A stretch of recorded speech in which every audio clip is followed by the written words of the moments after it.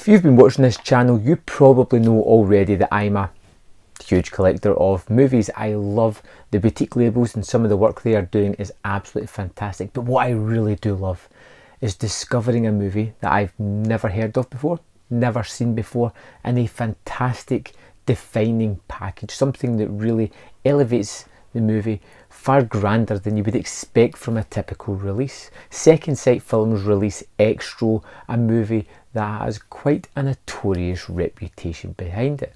It is a British made movie that came out in 1982, and it was designed partially as a cash grab behind E.T. The whole extraterrestrial, which is where the title Xtro comes from. It sounds like it, and then all the taglines and that are like, not all aliens are friendly. It definitely takes advantage of some of the goodwill that E.T. has built up. The movie itself is weird. It's weird, wonderful, wacky.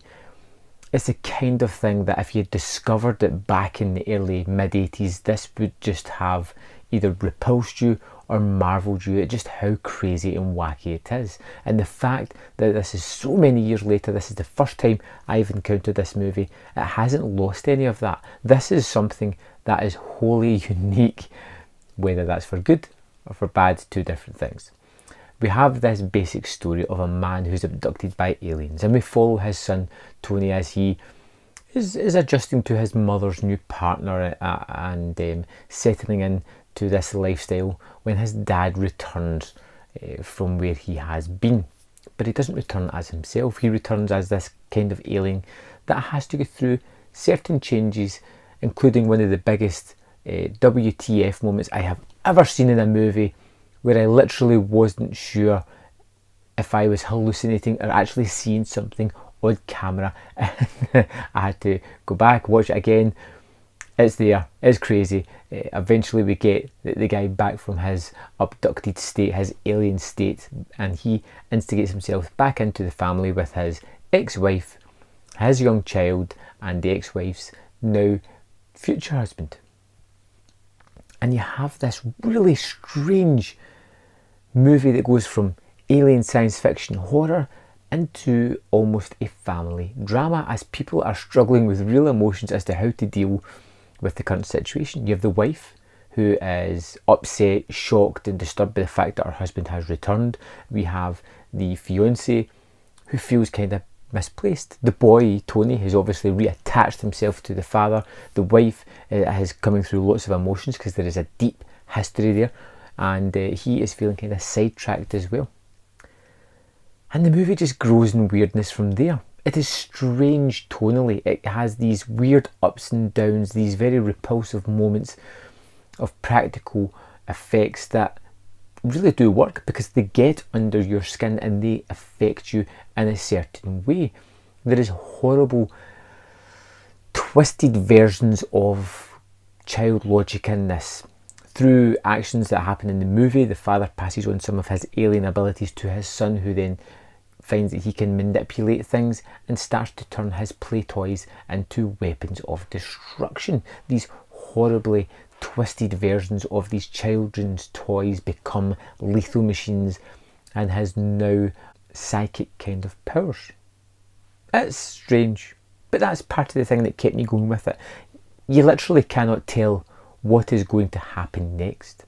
It's just all over the place, but in a good way. It's something that keeps you guessing as to what's going to happen next, and to be fair, that's something that I'll always look for in a movie. And the movie looks really good in this presentation. They've obviously spent a lot of time and effort in getting in and really cleaned this thing up, and though I've never seen it before, it looks pristine.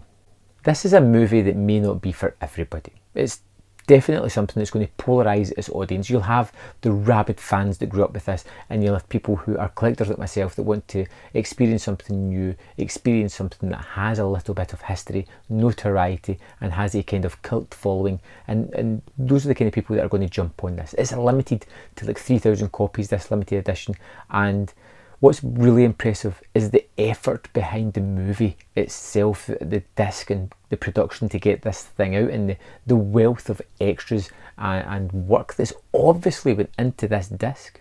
You have 4 versions of the movie on the disc. You have the original version, you have the alternate ending version, you have the 80s VHS version, and you have the director's version, which as a new version for 2018, he's went back and tinkered a little bit with the colouring and things like that. That's the version I watched, so I had a lot from that. I thought it looked pretty great, pretty well done, and just the fact that it's got these 4 different versions just is astounding straight off the bat.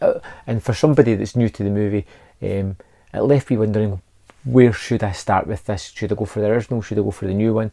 I went for the new one because, you know, the directors went back in, and I just wanted to see what this version would be like for the first time watch. I'm going to go back and check the other ones as well. As for the extras, there is a wealth of extras here. Exploring Xtro is a 57-minute documentary that basically talks to a load of people that were involved with the making of the movie, from the director to the producer to some of the actors, and they're just talking about their time making it, the history that has came with it, and how it's affected lots of people. There seems to be like fanatical people that love this movie, and they kind of talk to some of them as well, and it's a nice like companion piece to the movie itself. The World of Xtro is a 27-minute short piece as well, and this, as well as having the director and the producer in this, it focuses a lot on a self-proclaimed biggest fan of Xtro, someone who has seen the movie countless times, has all these various theories about the scenes, and so he ties the movie together in a more sort of logical fashion, partly down to fandom, partly down to enthusiasm for the actual movie itself. And it's nice to hear this kind of thing that's not really heard much on these discs, but he is kind of interesting, and he does seem to have an obvious passion for the movie, and that spills over onto the viewer when you're watching this.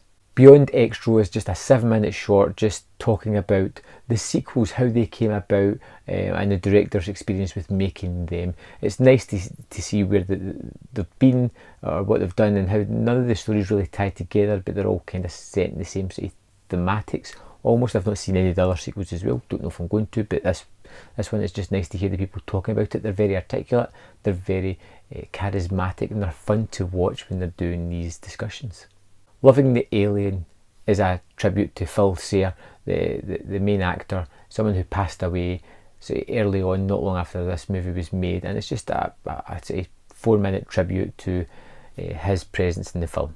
Xtro Exposed is an interview with the director that was taken several years prior, and it's good to get that in here because we see a lot of him now talking about the movie, and then we get to see his opinion of the movie a number of years ago as he kind of talks about it as well. You get original trailers, TV spots, and some other things than that, but it is a jam-packed disc. This is one of the best laid out packages I've seen in the longest while. You get a soundtrack CD with it, you get a booklet with it. It's a fantastic package. If you're a collector, if you love this kind of edition of movie, this is the perfect one to pick up. I can highly recommend it. If you've never seen Xtro, it's something you've got to experience, especially for those kind of moments that make you do a double take to see what you've actually just seen as real. It's bonkers, it's fun, it's something that should be in everybody's collection. I hope you pick it up. If you've seen the movie, I'd love to know your opinions of it, so let me know in the comment box below. I'd love to know if you're going to pick up this edition of it. Like I said, I would if I was you. So thanks for watching, and I'll see you next time on Man vs Film.